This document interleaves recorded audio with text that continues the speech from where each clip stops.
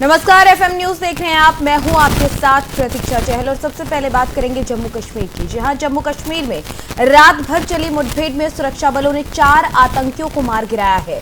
Police ने कहा कि पुलवामा के चेवा कला इलाके में मुठभेड़ के बाद पाकिस्तान स्थित आतंकी संगठन जैश-ए मोहम्मद के 2 आतंकवादी मारे गए।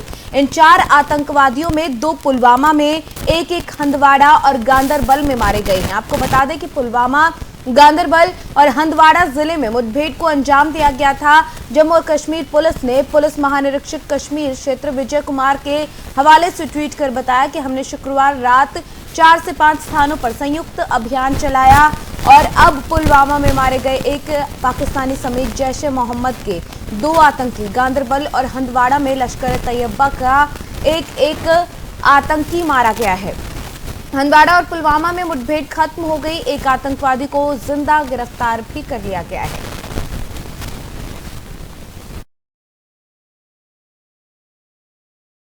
देश में 4 राज्यों में मिली बम्पर जीत के बाद प्रधानमंत्री मोदी 2 दिन के गुजरात दौरे पर हैं, जहां आज उनका दूसरा दिन है।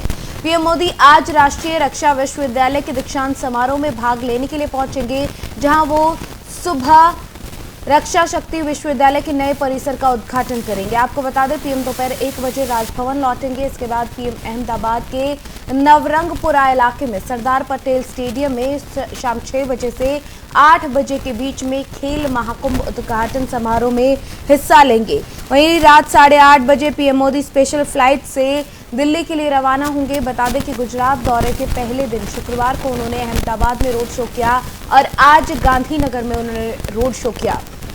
पीएम मोदी ने अहमदाबाद एयरपोर्ट से बीजेपी ऑफिस कमलम तक करीब 9 किलोमीटर लंबा रोड शो कल किया था। इसके बाद उन्होंने गुजरात पंचायत महासम्मेलन को संबोधित किया। वहीं पीएम ने गांधीनगर में अपनी मां हीराबेन से भी मुलाकात की। पीएम मोदी की मां से 2 साल बाद मुलाकात हुई है। यहां पहुंचकर उन्होंने मां से आशीर्वाद लिया और साथ खाना भी खाया। आपको बता दें कि पीएम 2 दिन के गुजरात दौरे पर हैं और अभी से, क्योंकि चुनावी बिगुल एक तरीके से गुजरात में छेड़ दिया गया है, बच गया है वहां पर। पीएम के इस दौरे को कहीं ना कहीं चुनावी बिगुल माना जा रहा है कि एक तरीके से चुनावी मोड में बीजेपी गुजरात में नजर आ रही है। पीएम मोदी के इस दौरे को इस तरीके से लिया जा रहा है क्योंकि रोड शो किया गया है। पहले पीएम की तरफ से अहमदाबाद में रोड शो किया गया था, आज गांधीनगर में रोड शो किया गया। तो ये माना जा रहा है कि 9 महीने बाद बेशक चुनाव होने हैं, लेकिन उससे पहले ही बीजेपी इलेक्शन मोड में आ गई है। आपको बता दें, आज रक्षा शक्ति यूनिवर्सिटी का उद्घाटन करेंगे पीएम। खेल महाकुंभ में भी जो है कार्यक्रम में शामिल होंगे। तमाम दिन भर उनके अलग अलग कार्यक्रमों में शामिल रहने की प्रक्रिया जारी रहेगी। इसके बाद वो दिल्ली लौट आएंगे। आपको ये बता दें कि कल दिल्ली में सीएम योगी आदित्यनाथ से उनकी मुलाकात होनी है, जो कि सरकार के गठन को लेकर चर्चा करेंगे। तो पूरे तरीके से आज का दिन उनका कार्यक्रमों से भरा रहेगा। शाम को खेल महाकुंभ समारोह का उद्घाटन भी पीएम की तरफ से किया जाएगा। ऐतिहासिक दांडी मार्च को आज 92 साल पूरे हो गए हैं। 92 साल पूरे होने पर विश्व शांति मार्च का आयोजन किया जा रहा है। गृह मंत्री अमित शाह दांडी मार्च की 92वीं वर्षगांठ पर अहमदाबाद के कोचरब आश्रम पहुंचे, जहां पर उन्होंने गृह मंत्री दांडी साइकिल यात्रा का भी शुभारंभ करते हुए नजर आए हैं। आपको तस्वीरें में भी दिखा रहे हैं किस तरीके से दांडी मार्च यात्रा की जो इस मौके पर कार्यक्रम किया गया था, उसमें दांडी मार्च को 92 साल पूरे होने पर यह वर्षगांठ पर कार्यक्रम का आयोजन किया गया, जिसमें गृह मंत्री अमित शाह ने शिरकत की और अहमदाबाद के कोचरब आश्रम पहुंचे अमित शाह, जहां पर उन्होंने दांडी साइकिल यात्रा को जो है हरी झंडी दिखाई है। तस्वीरें भी आप देख सकते हैं। अहमदाबाद में कोचरब आश्रम के दौरान जिस तरीके से कार्यक्रम किया गया, वहां पर गृह मंत्री की तरफ से झंडी दिखाई गई है दांडी मार्च के 92 साल पूरे होने पर दांडी साइकिल यात्रा को।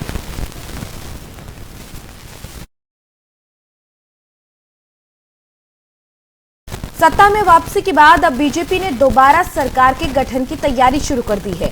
आज से नई सरकार के गठन की प्रक्रिया शुरू होगी। मुख्यमंत्री योगी आदित्यनाथ आज संगठन के पदाधिकारियों और कार्यकर्ताओं से मुलाकात करेंगे। दोपहर 12 बजे संगठन के पदाधिकारियों के साथ सीएम आवास 5 कालिदास मार्ग पर यह अहम बैठक होगी। इस बैठक में प्रदेश अध्यक्ष स्वतंत्र देव सिंह और संगठन मंत्री सुनील बंसल भी मौजूद रहेंगे। कहा जा रहा है कि इसमें सरकार गठन के लिए आगे की रणनीति पर चर्चा हो सकती है। बैठक के बाद योगी आवास पर पार्टी पदाधिकारियों और कार्यकर्ताओं के साथ भोजन का कार्यक्रम रखा गया है। इस कार्यक्रम में नाव प्रबंधन की टीम के साथ योगी भोजन करेंगे। हालांकि इस भोजन से पहले उनकी तरफ से संबोधन कार्यक्रम भी होगा। सीएम आवास पर ही कार्यक्रम होना है। बता दें कि इससे पहले योगी ने शुक्रवार की शाम को अपने मंत्री परिषद के साथ सहयोगी के साथ अपने आवास पर बैठक की। इसे योगी सरकार की आखिरी कैबिनेट बैठक कहा गया।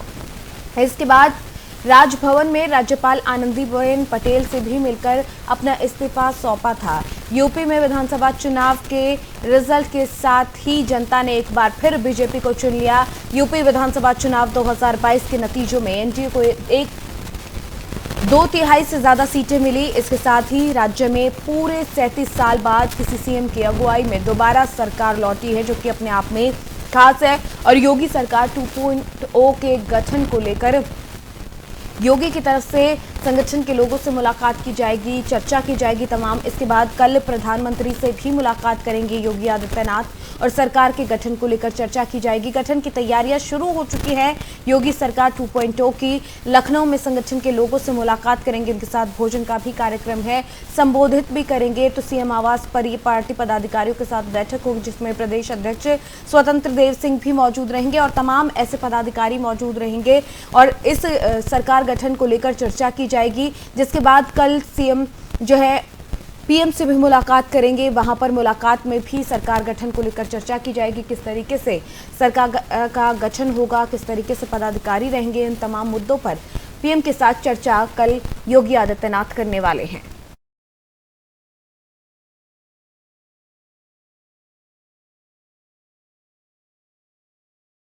वहीं पंजाब में आम आदमी पार्टी के विधायक दल के नेता भगवंत मान आज राज्यपाल के सामने सरकार बनने का दावा पेश कर चुके हैं।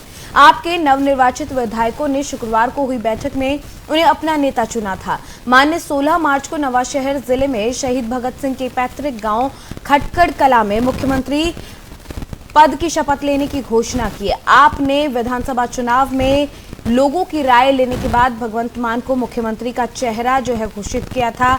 नतीजे आने के बाद मोहाली में शुक्रवार को हुई आप विधायकों की बैठक में भगवंत मान को आप विधायक दल का नेता चुन लिया गया और इसके बाद आपको बता दें शनिवार को सरकार बनाने का दावा उनकी तरफ से यानी कि आज पेश किया गया है।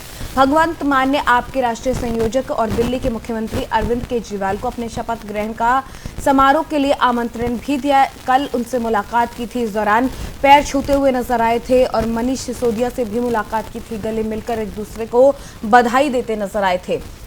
वहीं आपकी ओर से जारी एक बयान के मुताबिक रविवार को मान और केजरीवाल स्वर्ण मंदिर, दुर्गियाना मंदिर और श्री राम तीर्थ मंदिर में दर्शन करेंगे। वो आपकी जीत का जश्न मनाने और मतदाताओं को धन्यवाद देने के लिए अमृतसर में एक रोड शो भी करने वाले हैं। तो तमाम तरीके से जो है आम आदमी पार्टी के जश्न का माहौल अभी भी बना हुआ है। लगातार जीत का जो है खुशी उनके चेहरे पर देखने को मिल रही है। और इस बीच में राज्यपाल से मुलाकात की है भगवंत मान ने और विधायक दल के नेता चुने गए थे शुक्रवार को और अब राज्यपाल से मिलकर उन्होंने चंडीगढ़ में अपने सरकार बनाने का दावा पेश किया है। आपको बता दें मुख्यमंत्री का चेहरा उन्हें ऐसे ही नहीं चुना गया था बल्कि जनता से इस बारे में राय ली गई थी। राय लेने के बाद उनको मुख्यमंत्री का चेहरा घोषित किया गया था और उसके बाद जो हुआ वो सबके सामने है। किस तरीके से आम आदमी पार्टी ने पंजाब में बाकी सभी दलों का सुपड़ा साफ किया, क्लीन स्वीप करते हुए नजर आए, वो सब ने देखा। और जिस तरीके से 117 में से 92 सीटें अपने नाम की, वो अपने आप में ऐतिहासिक रहा और शुक्रवार को उन्हें विधायक दल का नेता चुन लिया गया। और अब राज्यपाल से मुलाकात कर उन्होंने आगे सरकार बनने का दावा पेश किया है।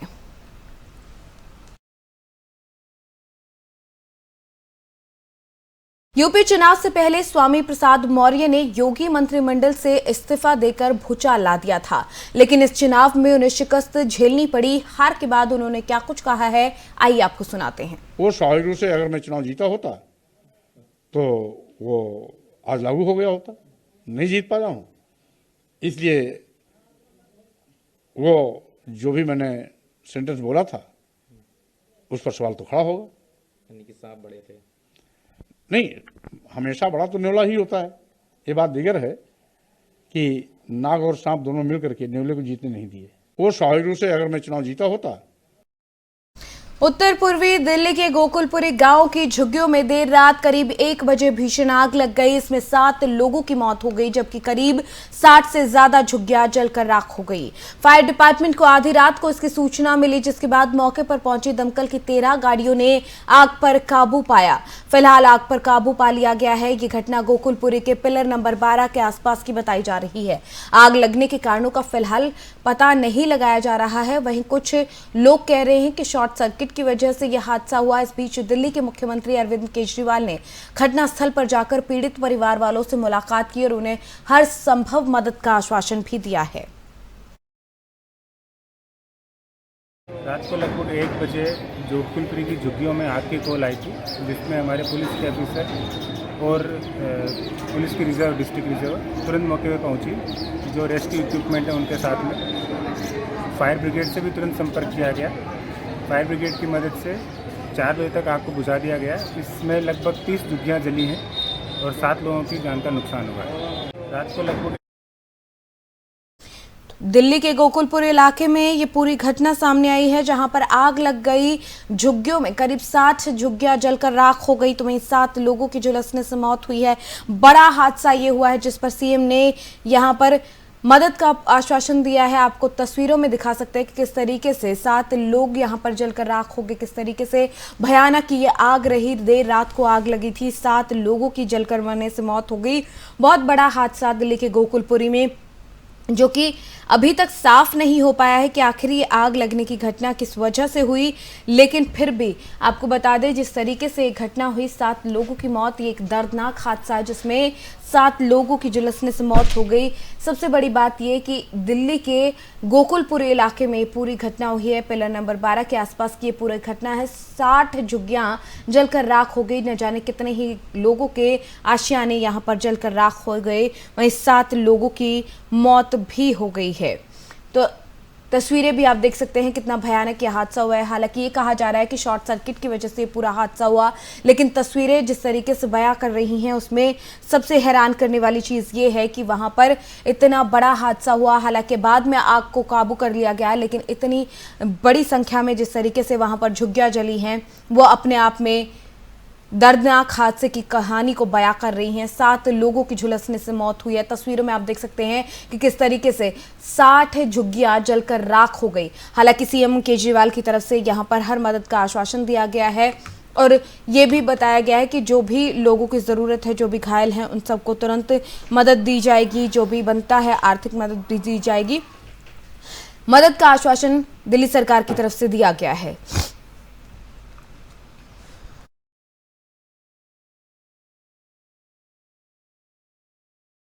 चलिए, बुलेटिन में फिलहाल मेरे साथ इतना ही। देश और दुनिया की तमाम और खबरों को देखने के लिए बने रहिए हमारे साथ। नमस्कार।